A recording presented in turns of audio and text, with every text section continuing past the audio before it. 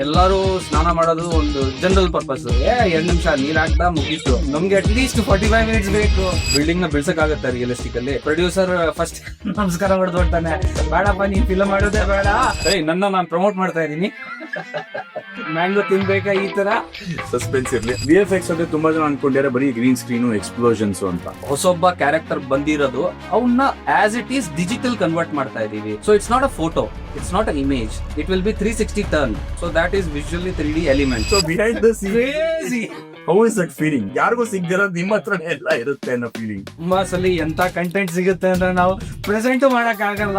ತಮ್ಮನ್ ಸಾಹಸ ಬೇಡಪ್ಪ, ತಮ್ಮನೇ ಏನಕ್ಕೆ ಬೇಕು. Where does the Kannada industry stand when it comes to the quality of VFX? Budget of the animation is very costly. ದೊಡ್ಡ star ಸಿನಿಮಾಗಳಲ್ಲಿ budget ಚೆನ್ನಾಗಿರುತ್ತೆ, but ಆದ್ರೂ ಕ್ವಾಲಿಟಿ ಚೆನ್ನಾಗಿ ಬಂದಿರಲ್ಲ. ಈಗ 5 ಮೆಂಬರ್ಸ್ ಅಂದ್ರೆ 5 ಜನ ಒಂದೇ ತರ ಇಲ್ಲ. ದಾರಿಯಲ್ಲಿ 100 ಜನ ಬರ್ತಾರೆ, 100 ಜನ ಹೋಗ್ತಾರೆ. AI ಅಂತ ಒಂದು ದೊಡ್ಡ ಅಲೆ ಕ್ರಿಯೇಟ್ ಆಗ್ಬಿಟ್ಟಿದೆ ವರ್ಲ್ಡ್ ಅಲ್ಲಿ. AI is a threat for graphics, VFX.